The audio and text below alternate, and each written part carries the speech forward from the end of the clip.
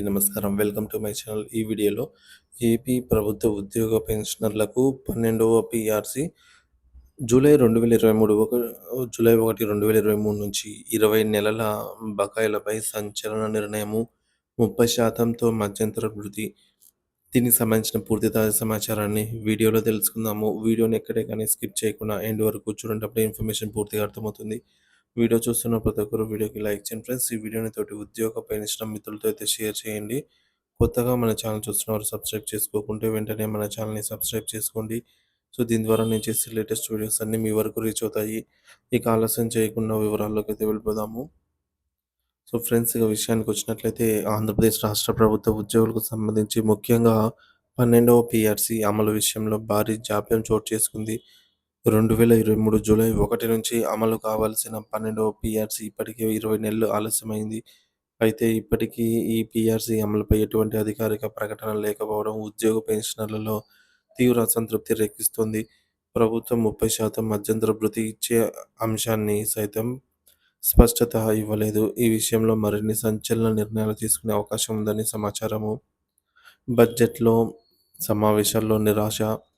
ఇటీవల జరిగిన బడ్జెట్ సమావేశాల్లో పీఆర్సీ అమలు కోసం సరిపడా నిధులు కేటాయించలేదని ఉద్యోగ సంఘాలు మండిపడుతున్నాయి. 2023 జూలై నుంచి అమలు కావాల్సినటువంటి పీఆర్సీ ఇప్పటికీ కార్యరూపం దాల్చకపోవడంతో ఉద్యోగ సంఘాలు ఆందోళన వ్యక్తం చేస్తున్నాయి. ఈ విషయమై ఉద్యోగ ఉపాధ్యాయుల సంఘాల రాష్ట్ర అధ్యక్షులు సాయి శ్రీనివాస్, ప్రధాన కార్యదర్శి మల్లు రఘునాథ్ రెడ్డి తీవ్ర నిరాశ వ్యక్తం చేశారు. సిపిఎస్, జిపిఎస్ అంశాల్లో స్పష్టత లేమి.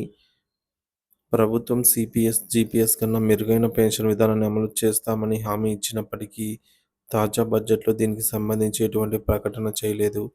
ఉద్యోగులకు చెందిన పెండింగ్ బకాయిలు, పెన్షన్ల సమస్యలు ప్రస్తావించకపోవడం ఉద్యోగ సంఘాలను మరింత నిరాశకు గురిచేస్తోంది. విద్యారంగానికి తక్కువ నిధులు.